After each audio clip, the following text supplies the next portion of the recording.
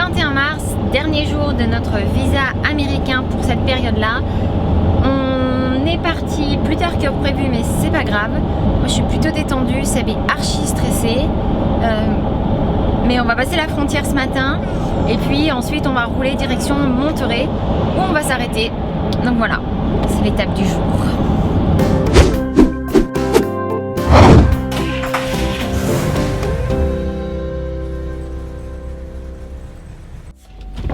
Bon alors ça y est, on vient de déposer nos visas américains, les petits papiers blancs qui étaient accrochés dans nos passeports à l'entrée du côté américain, parce qu'en fait il n'y a pas d'accord entre le Canada et le Mexique, les États-Unis et le Mexique. Et là du coup on s'en va, on traverse le pont et puis on s'en va faire toutes les formalités pour le Mexique.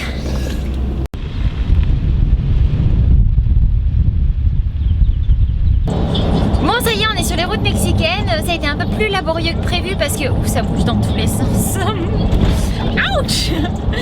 Parce que en fait dans ce tramit là il faut tous les originaux et l'original de la carte grise du pick-up.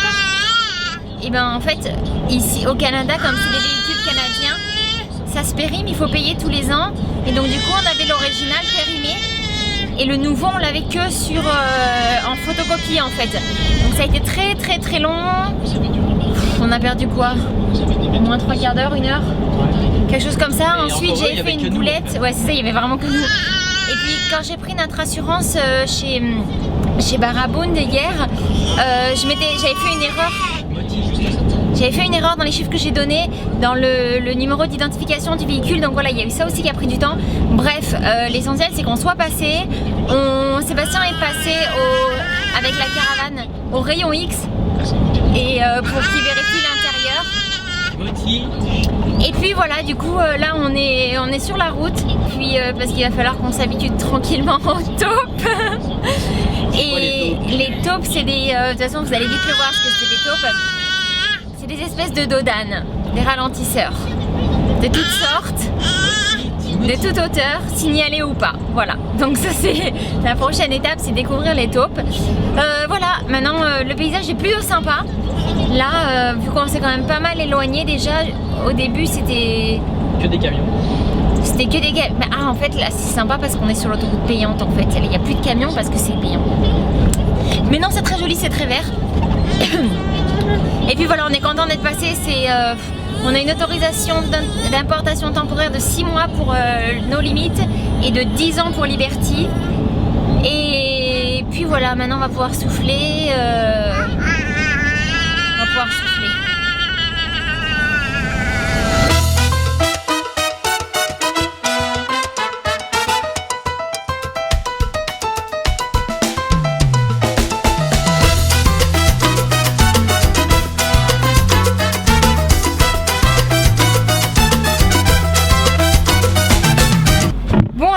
Toujours sur la 85D et le paysage est juste sublime. On vient de s'arrêter sur le bas-côté. Seb va faire décoller le drone. Action!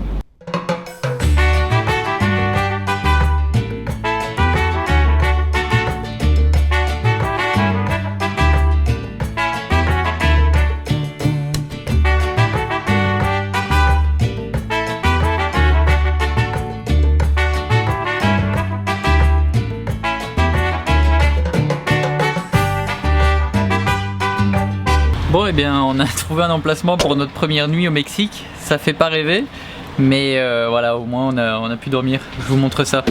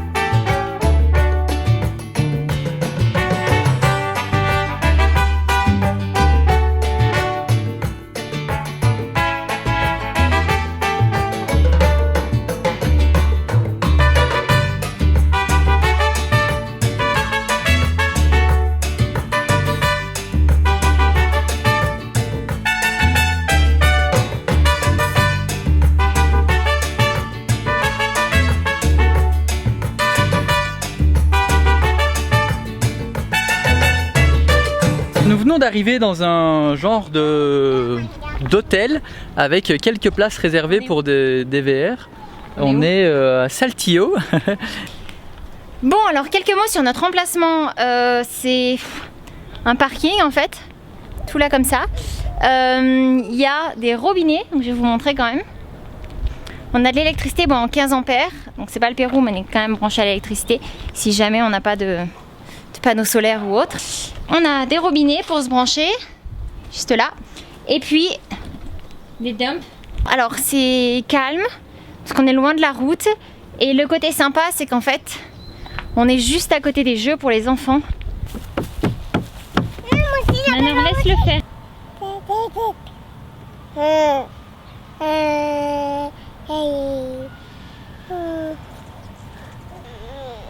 Encore plus vite, maman, encore plus vite. Je crois, mais il n'y a pas de risque. Il loue 500 pesos la nuit pour un emplacement. Donc là, vous voyez, on est arrivé d'ici de la route. Hop, on passe la barrière qui est fermée ici la nuit. Et hop, nous on est tout au bout là-bas.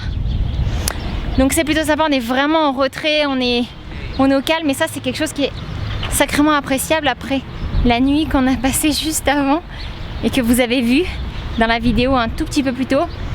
Donc oui, on apprécie d'avoir de s'arrêter ici pour 2 nuits. À titre d'ordre, enfin pour un ordre d'idée, 500 pesos, ça correspond à 25 € plus ou moins. Voilà, histoire que vous sachiez plus ou moins. Est-ce que ça vaut ce prix-là? Alors on va faire un petit tour au garage parce que la voiture a pas mal chauffé sur les trajets. Alors c'est vrai que ça montait quand même beaucoup ici pour arriver à Saltillo parce qu'on a 1500 mètres d'altitude plus ou moins. Et donc ça chauffait, puis ouais, je sais pas, ça revenait à température à chaque fois, mais voilà, je préfère aller vérifier. Puis c'est bizarre, on a de l'huile un peu, j'ai l'impression qu'elle sent l'huile. Et là on a le garde-boue qui est tout gras. Alors je sais pas si j'ai roulé dans de l'huile ou si je psychote ou quoi, mais ou si on perd vraiment de l'huile au moteur. Donc bon, on va chez Chevrolet, on est passé devant un Chevrolet à 6 km, donc vaut mieux les vérifier. On va voir ça. Ok, cool, je viens de terminer de vous mettre la dernière vidéo en ligne, donc celle que vous avez vue la dernière quoi. Et bon, on attend toujours des nouvelles pour le pick-up, on espère vraiment qu'il n'y a rien de grave. On n'aura pas de nouvelles aujourd'hui, finalement ça sera demain, ils n'ont pas encore fini de faire tous les checks. Et voilà, on n'en sait pas plus, donc on verra bien. Bon, on a une bonne nouvelle, on vient de récupérer le pick-up n'a rien. En fait, le souci c'est qu'il chauffait quand on tirait avec Liberty. Et ce qu'il y a, c'est qu'ici les côtes sont vraiment hautes. Et on a une option dans le pick-up, en fait on a un bouton ici. Hop. On a un bouton ici qui est exprès pour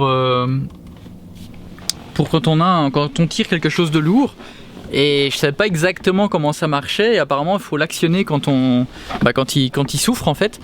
Et ça évitera de le faire chauffer. Donc apparemment, donc ça serait que ça. Bon, en attendant, ils ont un super service parce qu'ils ont lavé la voiture extérieure. Elle a jamais été aussi propre. Donc c'est vraiment cool. C'est une bonne nouvelle, c'est qu'il n'y a rien. Ça a coûté un petit peu d'argent. Ça nous a coûté 100 €. Mais ils ont passé 2 jours dessus, ils ont tout inspecté, puis il n'y a rien du tout, et puis ils l'ont complètement lavé. Donc voilà, au moins c'est 100 € de dépensés entre guillemets pour rien. Mais je préférais faire tout vérifier parce que si on explosait le moteur, ça aurait été beaucoup plus grave. Donc bonne nouvelle, il n'y a rien au pick-up, on peut continuer.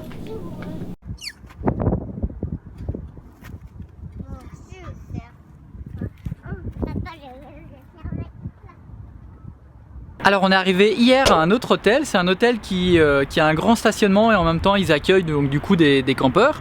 Et donc du coup c'est cool parce qu'en plus il y a un super service, donc on commence enfin à voir le côté agréable du Mexique, c'est cool. Et jusqu'à présent on était tout seul sur le stationnement, sauf que là j'étais en train de travailler sur les vidéos qu'on va faire, la série de vidéos gratuites qu'on va faire sur comment avoir de l'audience sur YouTube.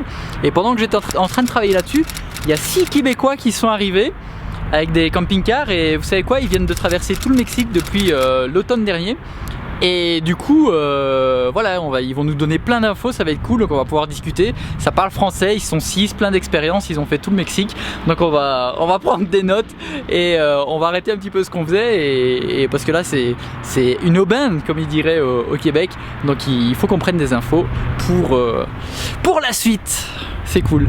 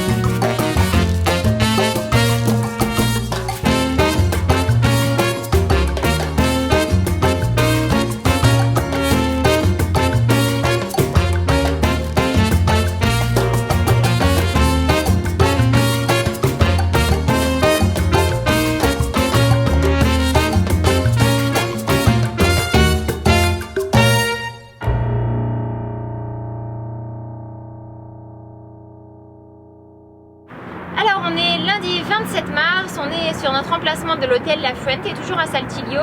On a eu un partenariat avec eux, en fait on leur fait une vidéo pour en échange d'une semaine sur l'emplacement ici. Moi j'en ai profité aujourd'hui, je viens de vous mettre en ligne l'emplacement, n'importe quoi, l'itinéraire qu'on va faire en fait dans les 6 mois à venir. Donc en quelques mots, ce qu'on va faire pour les semaines là, qui arrivent. Notre prochaine étape, en fait on s'en va vers la ville coloniale de Zacatecas. Après Zacatecas, on va descendre, on va aller vers Mexico, quelque chose comme ça. En gros, on va vers Mexico. En fait, on va plus faire l'intérieur des terres pour voir tout ce qui est visite culturelle. Et après, en fait, on va se diriger tranquillement vers le Yucatan. Où là, on verra plus tout ce qui va être le Yucatan, c'est vers le bas du Mexique, tout le monde connaît. Sur l'est. Cancun. Cancun, voilà, vers Cancun, là où tout le monde part en vacances. Voilà. Moi de mon côté, je suis en train de beaucoup travailler sur des vidéos gratuites que vous allez recevoir bientôt, enfin juste pour ceux qui sont intéressés, parce que ça va pas paraître sur la chaîne YouTube parce que ça intéresse pas tout le monde. C'est des vidéos dans lesquelles on va parler de comment avoir démarré une chaîne YouTube pour si ça vous intéresse. C'est aussi bien pour démarrer une entreprise que pour le plaisir, ça dépend ce que vous voulez faire en fait. Mais en tout cas, si ça vous intéresse de démarrer une chaîne YouTube, on va parler des piliers pour réussir à démarrer, parce que c'est assez frustrant de démarrer une chaîne YouTube et avoir 300 abonnés et 5 vues sur les vidéos et voilà, après plusieurs semaines. Alors il y a des techniques qu'on a utilisées pour pouvoir démarrer rapidement. Donc si vous voulez savoir comment avoir 5000 abonnés sur une chaîne YouTube en moins de 5 mois, eh bien on va parler de ça, le lien est en description et puis voilà. Alors on vous laisse là, toujours comme d'habitude, un petit like sur la vidéo si vous avez aimé et on vous retrouve dans la prochaine vidéo. Si vous nous découvrez par cette vidéo, n'oubliez pas de vous abonner et voilà, allez, bye bye, à bientôt.